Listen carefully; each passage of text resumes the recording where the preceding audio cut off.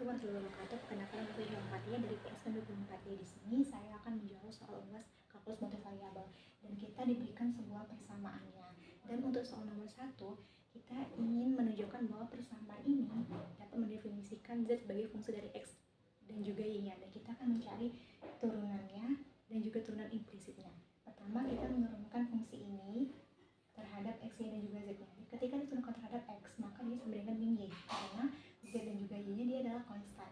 Ketika diturunkan terhadap si Y, maka Z dan X-nya itu dia adalah konstan, sehingga hasilnya min X. Ketika diturunkan terhadap si Z, maka X dan Y-nya dia adalah konstan, sehingga hasilnya E pangkat Z tambah 1.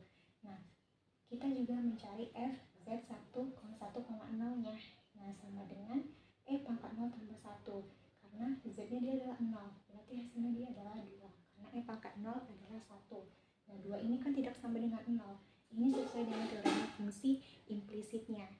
Nah, juga kita akan mencari turunan parsial implisitnya untuk 2Z per 2X sama dengan Y per E pangkat Z tambah 1. Karena untuk X-nya kan dia sama dengan min Y, berarti min Fx sama dengan Y. Nah, maka untuk 2Z per 2X 1,1-nya kita substitusikan Y sama dengan 1 setengah. Nah, untuk 2Z per 2 ini juga seperti itu, tambah 1 sama dengan setengah. Nah, kita sudah tahu dari ini bahwa dia itu dapat mendefinisikan Z sebagai fungsi dari X, Y, karena sesuai dengan teorema fungsi implisit bahwa suatu persamaan dapat mendefinisikan Z, X, Y apabila Fz-nya ini Fz X0, Y0, Z0 itu dia tidak sama dengan 0. Nah, sehingga dapat disimpulkan bahwa persamaan ini itu dapat mendefinisikan Z sebagai fungsi dari X, Y-nya. Baik, jadi langsung saja kita lanjut soal nomor 2, yaitu membentuk pendekatan linear dari Z, X, Y di sekitar titik 1,1-nya. Kita akan menggunakan rumus ini. Nah, dan kita akan menggunakan Z 1,1 sama dengan 0, karena ketika kita memproyeksikan ke bidang X, ya, maka Z akan sama dengan 0. Nah, dan ZX sama dengan ZY sama dengan setengah, seperti yang sudah didapat di soal nomor 1 tadi. Jadi langsung saja kita bentuk sama dengan Z 1,1 sama dengan 0. Kita substitusikan. Ini ZX 1,1 sama dengan setengah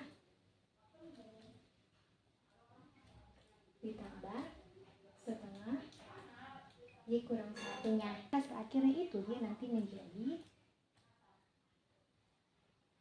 X tambah Y per 2 kurang 1-nya. Setelah kita mengoperasikan ini, nanti didapat hasil akhirnya dia X tambah Y per 2 kurang 1. Nah, jadi ini dia adalah pendekatan linear ZX, Y di sekitar titik 1,1. Kita lanjut ke soal nomor 3, yaitu kita akan menggunakan Lx, Y-nya untuk menghampiri nilai integral lipat 2 ZX, Y dA-nya. Langsung saja kita jawab. Yang pertama kita gantikan Z dengan L-nya.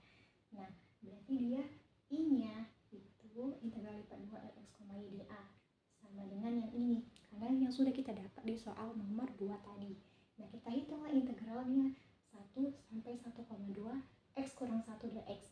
Nah, ini kan bisa kita buat jadi lebih sederhana lagi. Kita substitusikan T sama dengan X kurang 1. Nanti dia jadi dt sama dengan dx-nya. Dan kita ganti X sama dengan 1, nanti didapatkan T-nya sama dengan 0 dan X sama dengan 1,2, maka T-nya 0,2. Nah, kita ubah integralnya menjadi 0 sampai 0,2 T dt-nya. Ini kita integralkan.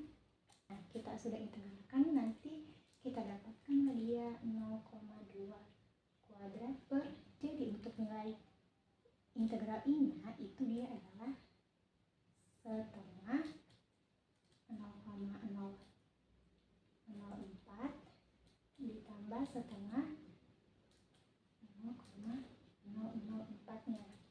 Nah, nanti hasilnya adalah 0,004-nya. Ini adalah nilai integral I-nya. Baik, kita akan melanjutkan soal terakhir, soal nomor 4. Soal nomor 4 yang bagian A-nya menanyakan apakah ZX, Y itu cenderung bernilai positif atau negatif. Nah, seperti yang sudah kita ketahui bahwa ZX, Y yang ada di soal nomor 3 yaitu Lx, Y-nya itu kan dia berkisar antara 0 sampai 0,2, yang mana dia cenderung positif. Untuk yang bagian B-nya, maka kita ada nilai integralnya terhadap permukaan S-nya. Nah, ini tadi kan dia